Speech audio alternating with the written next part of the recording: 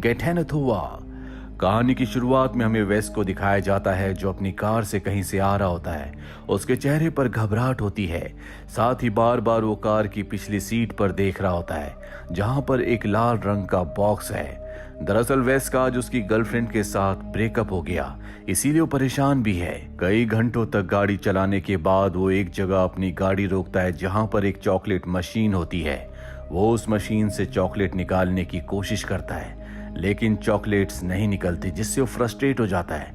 तभी वहां पर एक लेडी आती है, वो उसे चॉकलेट देती है और कहती है कि तुम्हें आराम की जरूरत है। इसके बाद वो लेडी चली जाती है। वह सच में थका हुआ है, साथ ही वो बहुत परेशान भी है, इसीलिए वो बहुत शराब पी लेता है। रात होने पर वो आग जलाता है और उसकी कार की पिछली सीट में जो रेड कलर का बॉक्स था, उस बॉक्स से वो कई लड़कियों की फोटोज निकाल कर जलाना शुरू कर देता है। पर वो एक फोटो बचा लेता है जो कि उसकी गर्लफ्रेंड होती है। अगली सुबह उसकी नींद खुलती है, वो देखता है कि उसने अपनी पैंट तक जला दी है। वो भागता हुआ एक वॉशरूम में जाता है जहां पर वो वॉमिट करता है। तभी बगल वाले टॉयलेट से आवाज आती है कि तुम अब कैसा महसूस कर रहे हो। वैस कहता है कि अब मैं ठीक हूँ। इसके बाद वो कमोड के ऊपर बैठ जाता है। वो देखता है कि वहां पर टॉयलेट पेपर नहीं है, इसीलिए वैस बाहर चला जाता है जहां पर वो पानी से अपने हाथ मुंह धोता है। दूसरे टॉयलेट में जो आदमी होता है वो उससे उसका नाम पूछता है। वैस अपना नाम बता देता है। हालांकि वैस के लिए बहुत अजीब होता है कि कोई अनजान आदमी उससे बात कर रहा है। वैस उससे कोई सवाल नहीं पूछता।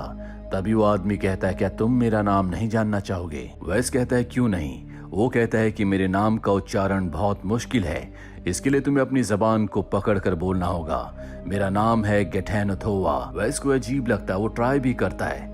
इसके बाद वो कहता है कि यहाँ वॉशरूम में जो पेंटिंग बनी हुई है, मैं कुछ ऐसा ही दिखता हूँ। मैं एक शैतान हूँ जो कि अच्छे काम भी करता है और बुरे काम भी, पर फिलहाल मैं अच्छा काम करने के लिए आया हूँ। मैं तुम्हारी दुनिया को बचाना चाहता हूँ। ये सुनकर वेस को गुस्सा आ जाता है। वो कहता है कि रात को मैंने शराब ज्यादा पी ली थी, इसका मतलब ये नहीं कि मैं तुम्हारी हर एक बात पर यकीन कर लूंगा। ये कहकर वो वहां से बाहर जाने लगता है लेकिन दरवाजा किसी ने लॉक कर दिया है।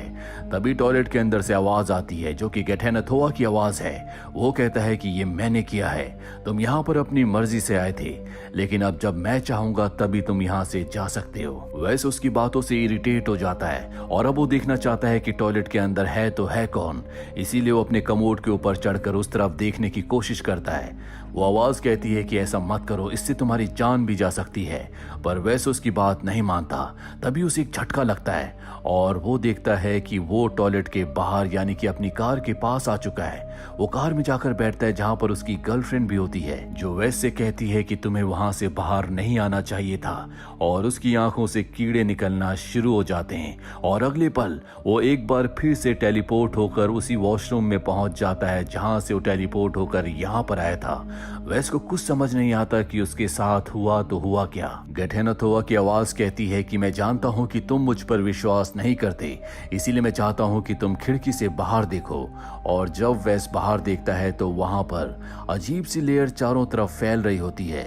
गेठेनथुआ की आवाज कहती है कि ये पूरी तरह से इस जगह को कवर कर लेगी ताकि बाहर का कोई भी इंसान इस जगह को ना देख पाए। अब यहाँ पर सिर्फ हम दोनों हैं, हमें कोई डिस्टर्ब नहीं करेगा। तभी वैस नीचे से देखता है कि वॉशरूम यानी कि टॉयलेट के अंदर कुछ चमकदार चीज है।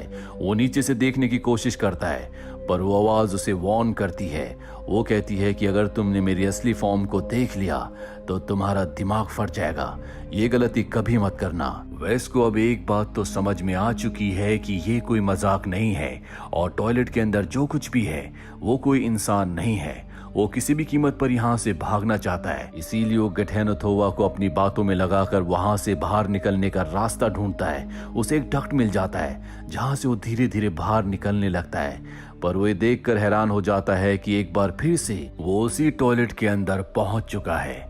अब यहाँ पर वो अपनी गर्लफ्रेंड को याद करना शुरू कर देता है, लेकिन गेठेनथुआ उसे उन यादों से निकालकर असलियत की दुनिया में ले आता है। वो कहता है कि तुम्हें यहाँ पर फोकस करना होगा। वैस के सर में बहुत जोर से दर्द होता है और वो बेहोश हो जाता है। कुछ देर के बाद उसे होश आता है। गेठेनथुआ की आवाज उसे कहती है कि तुम भी मेरी तरह हो, तुमने बहुत से गलत काम किए हैं। वैसे सुनकर हैरान हो जाता है क्योंकि उसने अपने गलत कामों के बारे में कभी किसी को कुछ नहीं बताया था। और अब गेठेनथुआ की आवाज उसे बताती है हजारों लाखों साल पहले जब ये ब्रह्मांड नहीं बना था तब यहाँ पर एक गॉड थे जो कि बहुत ही रहम दिल थे। लेकिन उन्हीं के बेटे ने उन्हें बीच से काट दिया, जिससे उनकी मृत्यु हो गई। पर उनकी खून की बूंदों से एक और यूनिवर्स बन गया। कुछ वक्त के बाद उन्होंने अपने बेटे से कहा कि मुझे दोबारा से जिंदा कर दे, मेरे घाव को भर दे। उनके बेटे ने उनसे वादा लिया कि अगर वो उन्हें जिंदा करेगा तो वो इस यूनिवर्स को, जो कि उन्हीं की खून की बूंदों से बना है, इसे कभी नष्ट नहीं करेंगे। वो उससे वादा करते हैं, जिसके बाद उनका बेटा उन्हें जिंदा कर देता है। और अब उनके दिल में हमेशा एक डर रहता है। इसीलिए वो एक एंटिटी को बनाते हैं जिसके अंदर आदि गॉड की और आदि शैतान की शक्तियां होती है। उसे बनाने के बाद उनकी खुद की शक्तियां बहुत ज्यादा कम हो गई और जिस एंटिटी को उन्होंने बनाया था वो और कोई नहीं बल्कि गेठेनोथोवा था। धीरे धीरे गेठेनोथोवा को इंसानों से लगाव हो गया। उसके अंदर का जो गॉड था, यानी कि उसके अंदर की जो अच्छाई थी, वो उसके ऊपर हावी हो गई और अब वो इंसानों को बचाना चाहता, उन्हें खत्म नहीं करना चाहता। जबकि गेठेनोथोवा को इसीलिए बनाया गया था ताकि वो पूरी इंसानियत का, इस पूरी सृष्टि का खात्मा कर दे। और अब वो धीरे धीरे एक फॉर्म में आना शुरू हो गया है, यानी कि उसका शरीर बनना शुरू हो गया है। और अगर वो पूरी तरह से किसी फॉर्म में आ गया तो संपूर्ण इंसानियत का खात्मा कर देगा। तभी वेस को बाहर से किसकी आवाज आती है।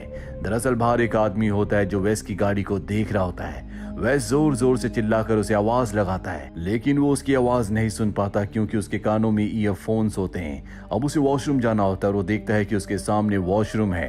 दरअसल गेठेनोथोवा ने इसके ऊपर जो शील्ड लगाई थी, अब उस शील्ड को हटा दिया है। इसके बाद वो अंदर आता है जहां पर वो वेस को देखता है जो बहुत ज्यादा घबराया हुआ है। दरअसल ये आदमी जो रेस्ट रूम के अंदर आया है वो इसी तरह की रेस्ट रूम्स का वर्कर है और अब वो भी यहाँ पर फंस चुका है। गेठेनोथोवा यहाँ पर वेस को कहता है कि तुम टॉयलेट के अंदर चले जाओ। वेस को टॉयलेट के अंदर जाना पड़ता है, जिसके बाद गेठेनोथोवा उस वर्कर के सामने आ जाता है जिससे उसकी मृत्यु हो जाती है। और अब वेस बहुत ज्यादा डर चुका है। वो कहता है कि मुझे करना क्या है। गेठेनोथोवा की आवाज उससे कहती है कि तुम्हें मुझे अपने लीवर का आधा हिस्सा देना होगा और अगर तुम ऐसा करोगे तो मैं कभी फिजिकल फॉर्म में नहीं आऊंगा, जिससे मैं इंसानियत का खात्मा नहीं कर पाऊंगा, जो कि मैं चाहता हूँ। वह साफ साफ मना कर देता है क्योंकि अगर उसने ऐसा किया तो उसकी मृत्यु हो जाएगी। गेठेनोथोवा कहता है कि ये एक तरह का रिचुअल है जो तुम्हें करना ही होगा। वेस कहता है कि दुनिया बहुत गंदी है। बचपन में मेरे पिता मेरी मॉम को बहुत मारा करते थे, मैंने बहुत दुख देखे हैं और ऐसी दुनिया को मैं कभी नहीं बचाना चाहता जिस दुनिया ने मुझे हमेशा दुख दिए हैं। गेठेनोथोवा कहता है कि तुम्हें सेल्फिश नहीं बनना चाहिए, तुम्हें इंसानियत के बारे में, दुनिया के बारे में सोचना चाहिए। जिस गॉड ने मुझे बनाया है कुछ ही वक्त बाद वो यहाँ पर आ जाएंगे और अगर वो आ गए तब हम कुछ नहीं कर पाएंगे। तुम्हें अपने लीवर का बलिदान करना ही होगा। और अब वेस भी इस काम के लिए तैयार हो जाता है। उसके पास जो उसकी गर्लफ्रेंड की फोटो होती है वो ब्लर हो जाती है। वेस गेठेनोथोवा से कहता है कि मैं एक बार अपनी गर्लफ्रेंड की यादों में जाना चाहता हूँ, उससे मिलना चाहता हूँ।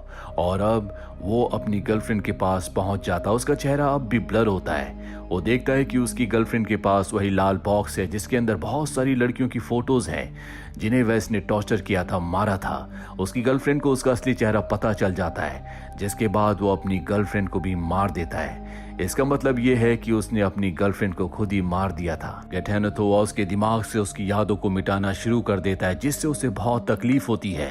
गेठेनोथोवा कहता है कि अब हमारे पास वक्त नहीं है। यहाँ पर दीवारें टूटना शुरू हो जाती है, यानी कि जिस गॉड ने गेठेनोथोवा को बनाया है अब कुछ ही पलों में यहाँ पर वो आने वाले हैं। पर इससे पहले कि वो पूरी तरह से यहाँ पर आ पाते, वेस अपना लीवर निकाल कर गेठेनोथोवा को दे देता है, जिसके बाद सब कुछ शांत हो जाता है। अब भी वो जिंदा है। वो रेंगते हुए बाहर आता है। वो देखता है कि गेठेनोथोवा का एक रूप है, एक आकार है। पहली बार वो गेठेनोथोवा को देखता है। सब कुछ शांत हो जाता है। वेस दरवाजा खोलता है और तभी उसे गेठेनोथोवा की आवाज आती है कि सब कुछ अब ठीक हो चुका है। वेस कहता है कि अब मुझे दुनिया एक हीरो मानेगी। वो कहता है कि नहीं, तुम भी मेरी तरह एक शैतान हो। तुमने कई मासूम लड़कियों को मारा जिनकी कोई गलती नहीं थी और ऐसे इंसानों को कभी दुनिया याद नहीं करती। ऐसे इंसान कभी हीरो नहीं बन सकते।